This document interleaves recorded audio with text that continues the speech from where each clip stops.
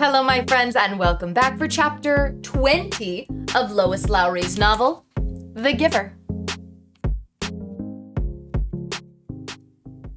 I won't go home. You can't make me. Jonas sobbed and shouted and pounded the bed with his fists. Sit up, Jonas, the giver told him firmly. Jonas obeyed him. Weeping, shuddering, he sat on the edge of the bed. He would not look at the giver. You may stay here tonight. I want to talk to you, but you must be quiet now while I notify your family unit. No one must hear you cry. Jonas looked up wildly. No one heard that little twin cry either. No one but my father. He collapsed in sobs again. The giver waited silently. Finally, Jonas was able to quiet himself, and he sat huddled, his shoulders shaking. The giver went on to the wall speaker and clicked the switch to on. Yes, receiver. How may I help you? Notify the new receiver's family unit that he will be staying with me tonight for additional training. I will take care of that, sir. Thank you for your instructions, the voice said. I will take care of that, sir. I will take care of that, sir, Jonas mimicked in a cruel, sarcastic voice. I will do whatever you like, sir. I will kill people, sir. Old people, small newborn people. I'd be happy to kill them, sir. Thank you for your instructions, sir. How may I help you? He couldn't seem to stop. The giver grasped his shoulders firmly. Jonas fell silent and stared at him. Listen to me, Jonas. They can't help it. They know nothing. You said that to me once before. I said it because it's true. It's the way they live. It's the life that was created for them. It's the same life that you would have if you had not been chosen as my successor. But he lied to me, Jonas wept. It's what he was told to do, and he knows nothing else. What about you? Do you lie to me too? Jonas almost spat the question out at the giver. I am empowered to lie, but I have never lied to you. Jonas stared at him. Release is always like that? For people who break the rules 3 times? For the old? Do they kill the old too? Yes, it's true. And what about Fiona? She loves the old. She's in training to care for them. Does she know yet? What will she do when she finds out? How will she feel? Jonas brushed wetness from his face with the back of one hand. Fiona is already being trained in the fine art of release, the giver told him. She's very efficient at her work, your red-haired friend. Feelings are not part of the life she learned. Jonas wrapped his arms around himself and rocked his own body back and forth. What should I do? I can't go back. I can't. The giver stood up. First, I will order our evening meal. Then we will eat. Jonas found himself using the nasty, sarcastic voice again. Then we'll have a sharing of feelings. The giver gave a rueful, anguished, empty laugh. Ha! Jonas, you and I are the only ones who have feelings. We've been sharing them now for almost a year. I'm sorry, giver, Jonas said miserably. I don't mean to be so hateful. Not to you. The giver rubbed Jonas's hunched shoulders. And after we eat, he went on, we'll make a plan. Jonas looked up, puzzled. A plan for what? There's nothing. There's nothing we can do. It's always been this way. Before me, before you, before the ones who came before you, back and back and back. His voice trailed the familiar phrase. Jonas, the giver said after a moment. It's true that it has been this way for what seems forever. But the memories tell us that it has not always been. People felt things once. You and I have been part of that. So we know that they once felt things like pride and sorrow and love, Jonas added, remembering the family scene that had affected him. And pain. He thought again of the soldier. The worst part of holding the memories is not the pain. It's the loneliness of it. Memories need to be shared. I've started to share them with you, Jonas said, trying to cheer him. That's true. And having you here with me over the past year has made me realize that things must change. For years I've felt that they should, but it seemed so hopeless. Now, for the first time, I think there might be a way, the giver said slowly.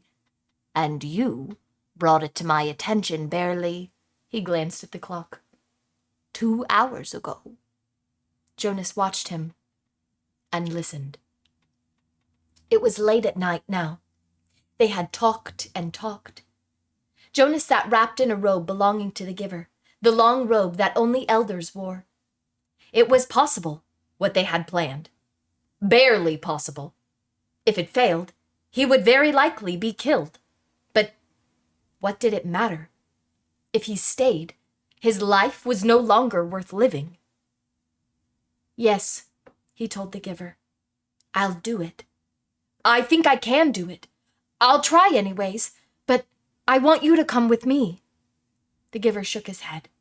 Jonas, he said, the community has depended, all these generations back and back and back, on a resident receiver to hold their memories for them. I've turned over many of them to you in the past year, and I can't take them back. There's no way for me to get them back if I have given them. So if you escape, once you are gone, and, Jonas, you know that you can never return. Jonas nodded solemnly. It was the terrifying part. Yes, he said, I know, but if you come with me, the giver shook his head and made a gesture to silence him. He continued, if you get away, if you get beyond, if you get to elsewhere, it will mean that the burden has to be borne by the community themselves, of the memories that you have been holding for them. I think that they can, and that they will acquire some wisdom, but it will be desperately hard for them. When we lost Rosemary 10 years ago, and her memories returned to the people, they panicked. And those were such few memories compared to yours. When your memories return, they'll need help. Remember how I helped you in the beginning, when the receiving of memories was new to you? Jonas nodded. It was scary at first, and it hurt a lot. You needed me then, and now they will. It's no use. They'll find someone to take my place. They'll choose a new receiver. There's no one ready for training. Not right away. Oh, they'll speed up the selection, of course, but I can't think of another child who has the right qualities. There's a little female with pale eyes, but she's only a 6. That's correct. I know the one you mean. Her name is Catherine. But she's too young. So they will be forced to bear those memories. I want you to come, Giver, Jonas pleaded. No, I have to stay here, the giver said firmly. I want to, Jonas. If I go with you, and together we take away all their protection from the memories, Jonas, the community will be left with no one to help them. They'll be thrown into chaos. They'll destroy themselves. I can't go. Giver, Jonas suggested, you and I don't need to care about the rest of them. The giver looked at him with a questioning smile. Jonas hung his head. Of course they needed to care. It was the meaning of everything. And in any case, Jonas, the giver sighed, I wouldn't make it. I'm very weakened now. Do you know that I no longer see colors? Jonas's heart broke. He reached for the giver's hand. You have the colors, the giver told him, and you have the courage. I will help you to have the strength. A year ago, Jonas reminded him, when I had just become a 12, when I began to see the first color, you told me that the beginning had been different for you, but that I wouldn't understand. The giver brightened. That's true. And do you know, Jonas, that with all your knowledge now, with all your memories, with all you've learned, still you wouldn't understand? Because I've been a little selfish. I haven't given any of it to you. I wanted to keep it for myself to the last. Keep what? When I was just a boy, younger than you, it began to come to me. But it wasn't the seeing beyond for me. It was different. For me, it was hearing beyond. Jonas frowned, trying to figure that out. What did you hear? He asked. Music, the giver said, smiling. I began to hear something truly remarkable, and it is called music. I'll give you some before I go. Jonas shook his head emphatically. No, giver, he said. I want you to keep that, to have with you when I'm gone. Jonas went home the next morning, cheerfully greeted his parents, and lied easily about what a busy, pleasant night he had had. His father smiled and lied easily, too, about his busy and pleasant day the day before. Throughout the school day, as he did his lessons, Jonas went over the plan in his head. It seemed startlingly simple. Jonas and the giver had gone over it and over it late into the night hours. For the next 2 weeks, as the time for the December ceremony approached, the giver would transfer every memory of courage and strength that he could to Jonas. He would need those to help him find the elsewhere that they were both sure existed. They knew it would be a very difficult journey. Then, in the middle of the night before the ceremony, Jonas would secretly leave his dwelling. This was probably the most dangerous part, because it was a violation of a major rule for any citizen not on official business to leave a dwelling at midnight. I'll leave at midnight, Jonas said. The food collectors will be finished picking up the evening meal remains by then, and the path maintenance crews don't start their work that early. So there won't be anyone to see me, unless, of course, someone is out on emergency business. I don't know what you should do if you are seen, Jonas. I have memories, of course, of all different kinds of escapes, people fleeing from terrible things throughout history.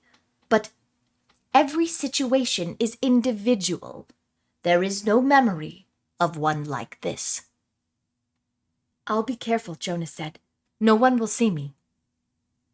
As receiver in training, you're held in very high respect already, so I think you wouldn't be questioned very forcefully.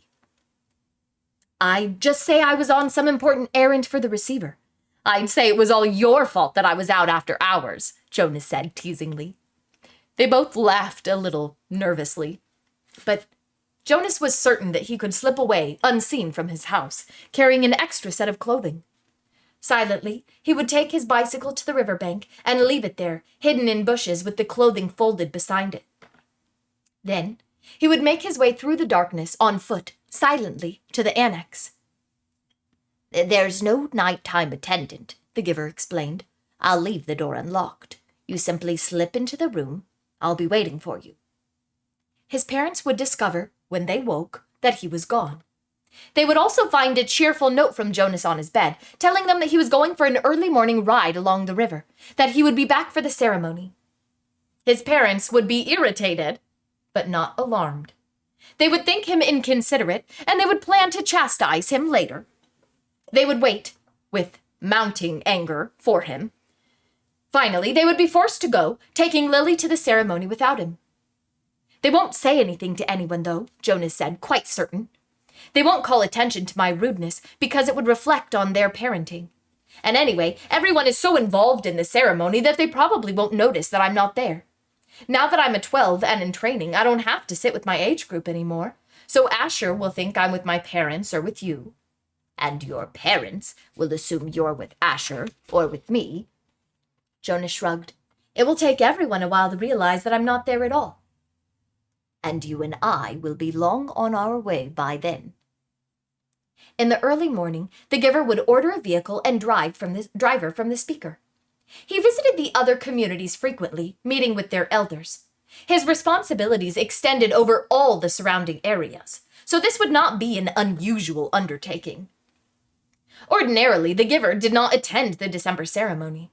Last year, he had been present because of the occasion of Jonas's selection, in which he was so involved. But his life was usually quite separate from that of the community. No one would comment on his absence, or on the fact that he had chosen this day to be away. When the driver and vehicle arrived, the giver would send the driver on some brief errand. During his absence, the giver would help Jonas hide in the storage area of the vehicle. He would have with him a bundle of food which the giver would save from his own meals during the next 2 weeks. The ceremony would begin with all the community there, and by then, the Jonas and the giver would be on their way. By midday, Jonas's absence would become apparent and would be a cause for serious concern. The ceremony would not be disrupted. Such a disruption would be unthinkable. But the searchers would be sent out into the community. By the time his bicycle and clothing were found, the giver would be returning. Jonas, by then, would be on his own, making his journey elsewhere. The giver, on his return, would find the community in a state of confusion and panic. Confronted by a situation which they had never faced before, and having no memories from which to find either solace or wisdom, they would not know what to do and would seek his advice. He would go to the auditorium where the people would be gathered still. He would stride to the stage and command their attention. He would make the solemn announcement that Jonas had been lost to the river. He would immediately begin the ceremony of loss. "Jonas, Jonas," they would say loudly, as they had once said the name of Caleb. The giver would lead the chant. Together, they would let Jonas's presence in their lives fade away as they said his name in unison more slowly, softer and softer, until he was disappearing from them, until he was no more than an occasional murmur, and then, by the end of the day, gone forever, not to be mentioned again. Their attention would turn to the overwhelming task of bearing the memories themselves. The giver would help them. "Yes, I understand that they'll need you," Jonas had said at the end of a lengthy discussion and planning. "But I'll need you too. Please come with me." He knew the answer, even as he made the final plea. "My work will be finished," the giver had replied gently, "when I have helped the community to change and become whole. I'm grateful to you, Jonas, because without you, I would never have figured out a way to bring about the change. But your role is now to escape, and my role is to stay." "But don't you want to be with me, giver?" Jonas asked sadly. The giver hugged him. "I love you, Jonas," he said, "but I have another place to go. When my work here is finished, I want to be with my daughter." Jonas had been staring glumly at the floor. Now he looked up, startled. "I didn't know you had a daughter, giver. You told me that you'd had a spouse, but I didn't know about your daughter." The giver smiled and nodded. For the first time in their long months together, Jonas saw him look truly happy. "Her name was Rosemary," the giver said. And that ends chapter 20. Catch us back next time for chapter 21.